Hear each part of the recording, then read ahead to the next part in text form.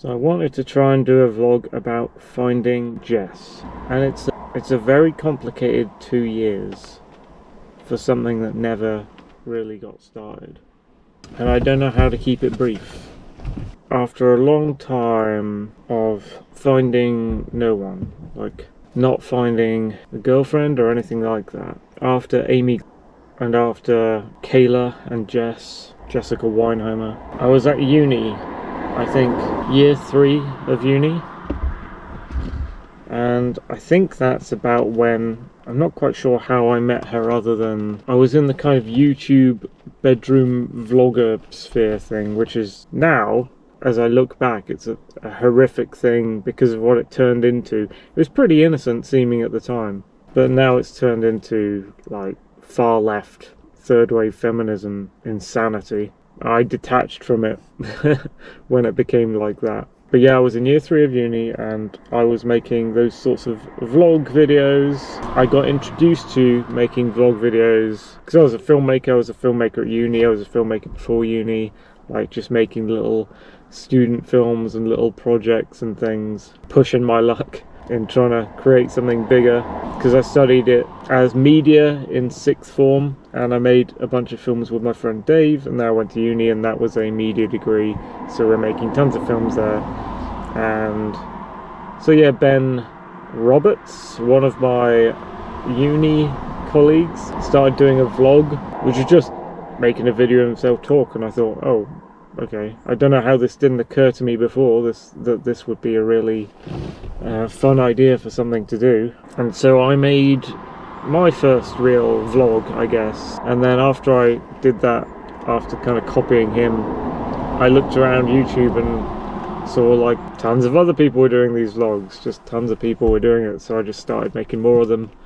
And I liked this whole social interaction on the internet through a camera thing, and I liked video responses, and I liked the little challenges you could do, like, hey, let's tag you in the accent challenge, now let's make a vlog, make a video about your accent and how you say things and all that. Yeah, I got into that and just looked around me and saw, I just got hooked on watching other people make vlogs, and it gave me ideas to make my own, and through that's basically how I met Jess. She was one of these, very small creators making videos, making vlogs just like I was. And yeah, I just saw this like little slightly chubby girl with crystalline green eyes making a vlog about the books she liked and stuff like that, and she messaged me on MSN Messenger,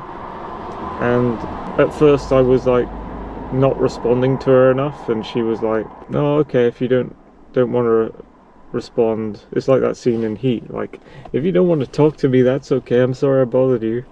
That kind of thing went on, and because I wasn't like giving her enough of my time, enough of my responses, and so she thought I didn't like her, I didn't want to talk, and I was like, no, hold on, that's not what's going on. I kind of quickly corrected the situation and said, no, I'm fine with talking, I'd like to talk, it's just, this is what I'm like, I'm just like this, this is how I am, so sorry about that, but we can talk if you want. And yeah, so she wanted to talk to me, that's how it got started really, like, she wanted to talk to me more than I wanted to talk to her at the start, I think.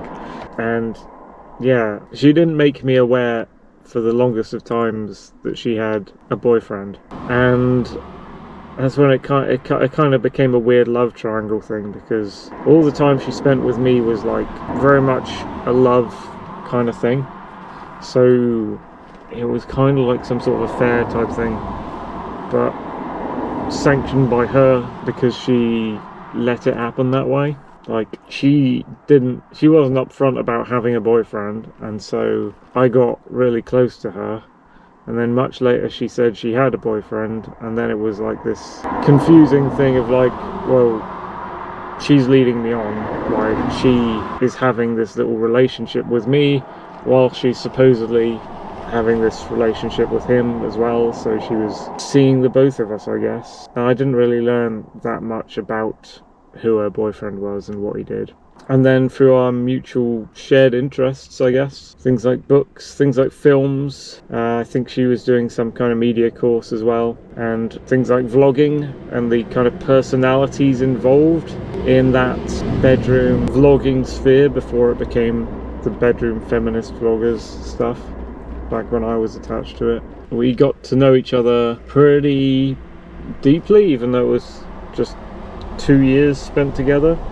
We were chatting, at some points we were chatting like most nights of the week, each evening on MSN Messenger, which was a really nice and nostalgic program to use, a chat program on the internet that came to an end abruptly, and people had to move on to like Skype after that. But you could use like webcams and stuff on MSN Messenger, so we eventually got talking on webcams and things as well. And we had this long 2-year kind of always chatting relationship. And then we met up twice in real life. First time we met up was in London. We went to a kind of a convention type thing, kind of a meetup gathering called Summer in the City, where all these kind of famous, they say famous, like internet e-celeb, these vloggers, like some had more views than others and got popular from doing it. They were like the focus, I guess, of the meets, but they organised these meets in London where it's just like young people getting together and gathering. And I went to that with Jess and with her friend at the time, Rosie. A lot later on they got into a bunch of weird name change stuff where both of them completely changed their name. A lot of girls I've known do this. It's kind of fucking annoying, to be honest, where like girls are obsessed with either changing their identity or having tons of names for themselves. So they've got like 5 to 7 names for themselves. They don't, like, there's probably a name on their birth certificate, but you can't always pin down which of the names they give to you for themselves that is. I think I knew the real name of Jess, but she changed it, and it wasn't only like an internet pseudonym. She actually changed her name, I think, via deed poll, copying her friend Rosie, who also did it. Anyway, it was those two. And her friend Rosie was also very cute, but at the time I was pretty obsessed with Jess herself. If Jess wasn't in the picture, I probably could have got attracted to Rosie. She had a great voice, but she didn't have the distinctive kind of looks that I liked from Jess, who I think didn't understand why I liked how she looked more than how her friend looked. And we went to this meet, and they were good fun, and there were also other people at the meet who we kind of bumped into who were there, particularly one guy whose username I think was Turner111, and I have no idea what his actual name was. Probably something like Alex, and he just kind of, I don't know what happened, he just kind of followed us around and ended up kind of being, maybe he came to the event on his own and he was alone, so he needed to hook up with other people at the event, and he just kind of tagged along with us three and became like the 4th member of our little group that went to this meet. And yeah, we just kind of walked around all the touristy spots of London following this weird crowd who was sort of aimless. And then had a nice day out, I guess, and then went home after that. And then a bunch of time passed, and then the second time we met up, me and Jess, was I came to stay with her. It didn't work out that way to begin with. I came to meet her in the city where she lived, which is Cambridge, which is a beautiful city, and I go back there sometimes because I've been introduced to it now, so I kind of know vaguely the sort of geography of it, but it's a little too close to London for my liking, and you kind of have to go through London to get to it, which is a pain in the ass. Obviously on the other side of the country from me as well. But yeah, I got a little hotel room, like a lodge thing, near where she lived, and then in the daytimes I'd come over to her house and we'd hang out.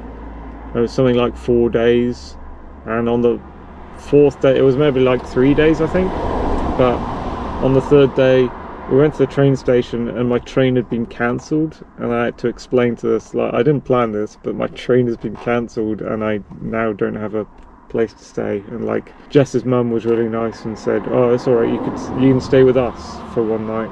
And so I stayed in her house for the last night there, which was really nice. Slept downstairs. And yeah, that was the 2 meet-ups that we had. We got very close.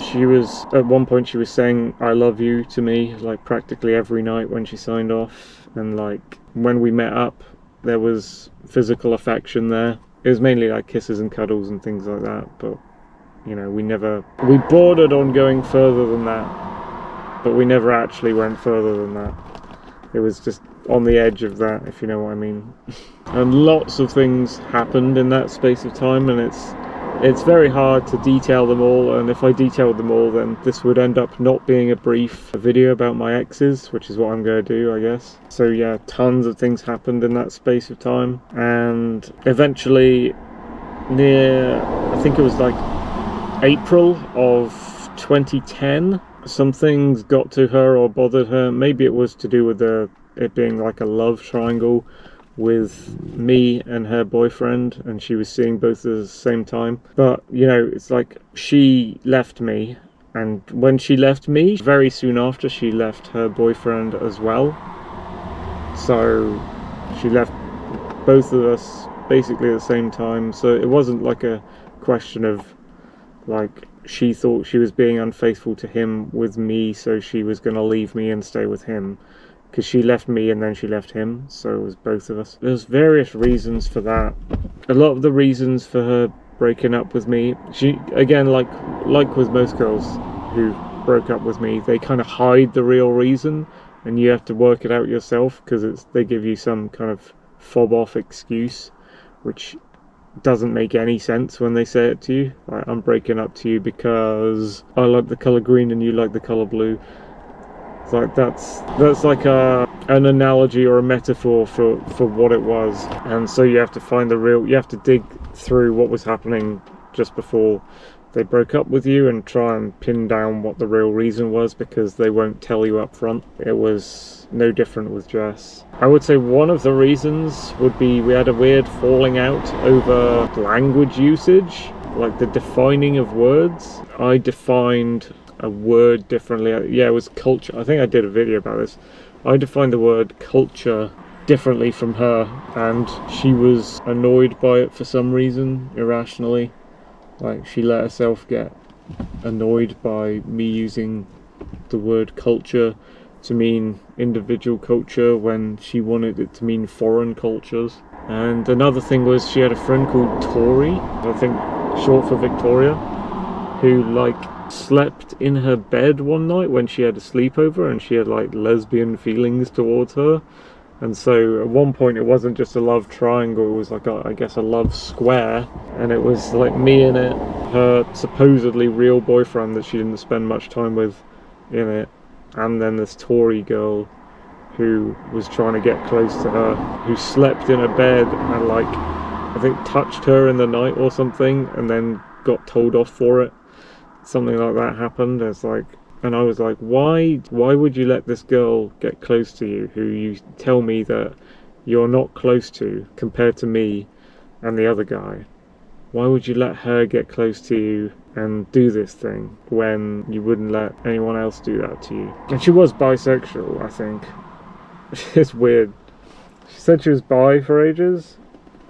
She kissed her friend Rosie, but she hated, like she wanted to kiss her, then the kiss happened, and then she was annoyed by the kiss because her friend Rosie was like giggling too much or something, so she wanted it to be taken seriously.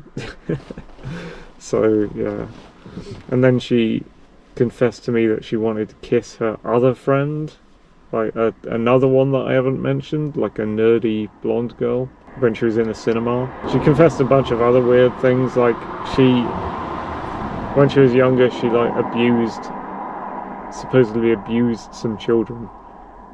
Like, I mean, I guess the children, she was a child at the time, so it's not like a pedo situation, like, but she, as a child, abused other children, like in changing rooms, she mentioned, which was a very odd thing that I think about sometimes, like, what do you mean by that? I should have asked you more at the time what the fuck you meant by that, because the more I think of it, the more sketchy that is. And yeah, there was she was supposedly Christian, but she was like bisexual, and then like after she left me and left her boyfriend, she dated like some uncle she had, or like, I don't know, was it an uncle of one of her friends, like this old guy who looked a bit weird and gross to me. I didn't understand, and he was called like Frank. And then after that, she immediately went like, I'm full lesbian now. Just decided. And dated like a Filipino girl or something, and then dated some other girl.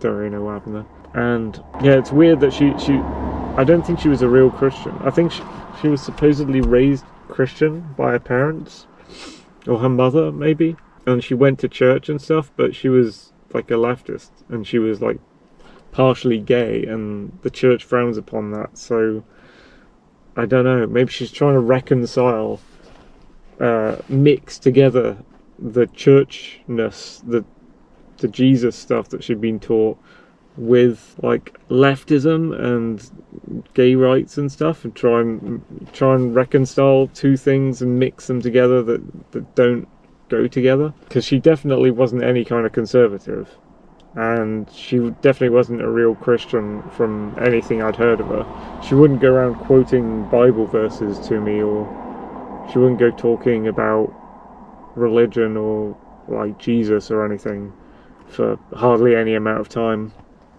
We might have had like 2 small discussions about it, and it really didn't seem to me like she was religious. But yeah, that was like my strongest relationship, I'd say. Maybe my strongest relationship. I mean, some stuff happened a lot later with Natalie that was, I guess, in some ways stronger. But yeah, she was the one who came to me when, like at the time, like just before I met her. So I was talking to her in the 3rd year of uni on like Messenger and watching her videos, like slightly, and then we got into it a lot more in 2009 when I'd left uni, and then stronger in 2010, and then she left obviously around April or something for strange reasons. Somewhere before I was talking to her, I was talking to another like girl on the internet whose name ironically was Lara Croft, which is the name Tomb Raider, the video game character, has. So I had to ask her a few times, no, is your name real? Is it really Lara Croft, or are you actually just calling yourself Lara Croft as an internet alias because of Tomb Raider? And she's like, no, it's just pure coincidence. There are actual people in England called Lara Croft, and I'm one of them. And like, I was talking to her, and that seemed to be going well, and then she just stopped talking suddenly, really instantaneously. I don't know what happened there. There was like I think there's a guy I met on IMView, you know, that stupid gaming messenger program thing with the 3D, like really bad 3D worlds where you go in and chat. I met her on there.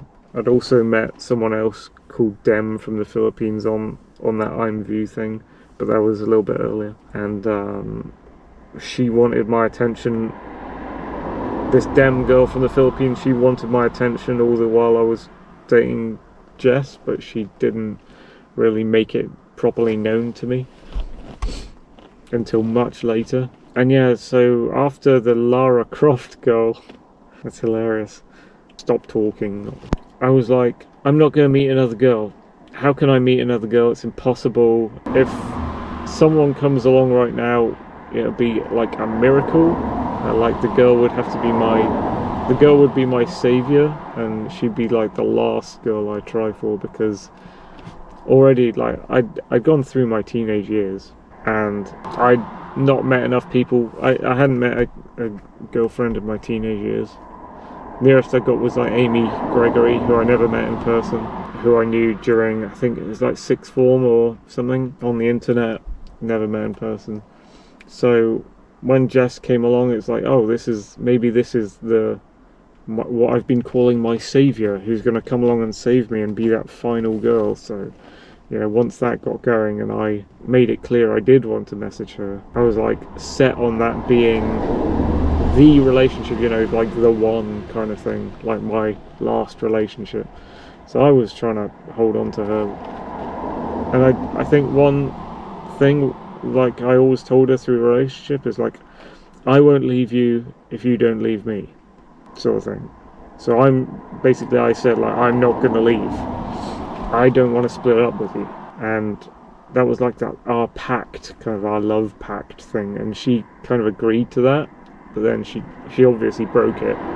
But yeah, that was a presiding thing over the whole relationship, was that kind of saying, was like, that's a pact. I won't leave you if you don't leave me. And yeah, so when she did leave, that really wiped me out. I think it took me years. That I considered her like my first real girlfriend, I think, even though I told her that I'd sort of been with a girl before her, but I probably didn't tell her that I didn't meet any of those girls. So she was the first one that I actually met in person. Yeah, it just took years to get over. It took like 5 years, I want to say, for me to actually get over her. And you know, she's still a part of my history. She's still a part of my story, like my tale. You want to write an autobiography about my life, then you can't do it without explaining Jess, because she was like one of the biggest things relationship wise that has happened to me. And after her, I once again thought, look, there's not going to be anyone else. How can there possibly be anyone else after this? I was lucky that I got a couple more people after Jess left, because I thought it was like over then, but I mean, they're gone now, so maybe it is over now, because you know, I've got grey in my beard, I'm getting old. Who'd want me now? I'm like an older guy. Some people are into that apparently, but I haven't seen them. Yeah, so that's a really brief explanation of what happened with me and my ex-girlfriend ish. You've got to call it ex-girlfriend with the things we were doing. It wasn't like official. She never announced it officially in that way, but you know, saying I love you every night, hugging me and kissing me and treating me like her second boyfriend, sort of thing. Doing some of the things we did, which I might go into some other time. Not here. There's no way that, yeah, I can think of her anything as anything but like one of my exes. But yeah, that's the lowdown about Jess. Thank you for watching.